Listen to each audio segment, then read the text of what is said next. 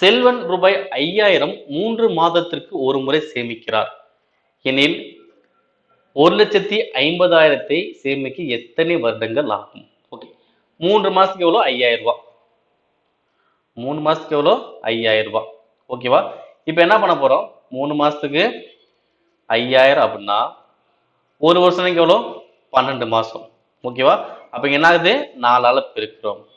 ஓகேவா? அப்ப இது 4ஆல பெருக்கினா எவ்வளோ வரும்? 20,000. ஓகேங்களா? அப்ப ஒரு ஆண்டுக்கு எவ்வளவு சேமிக்கிறாரு? 20,000 சேமிக்கிறார். ஒரு ஆண்டுக்கு 20,000, அரை ஆண்டுனா எவ்வளவு சேமிப்பாரு? 10,000 சேமிப்பார். ஓகேங்களா? ஒரு ஆண்டுக்கு 20,000, அரை ஆண்டுனா 10,000. இப்ப இந்த 1,50,000 என்ன பண்ணலாம்? எத்தனை ஆண்டுகள் சம்பாதிப்பான்னு பாருங்க.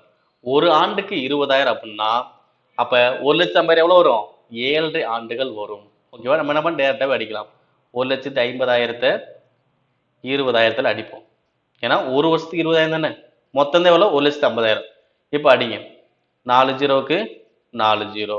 2 7 2 14, மீதி 1/2. அப்ப ஆன்சர் எவ்வளோ? 7.5 ஆண்டுகள். அப்ப எத்தனை ஆண்டுகள் ஆகும்? 7.5 ஆண்டுகள் ஆகும். அதாவது 3 மாசத்துக்கு 5000னா ஒரு வருஷத்துக்கு 20,000. ஒரு வருஷத்துக்கு எவ்வளோ?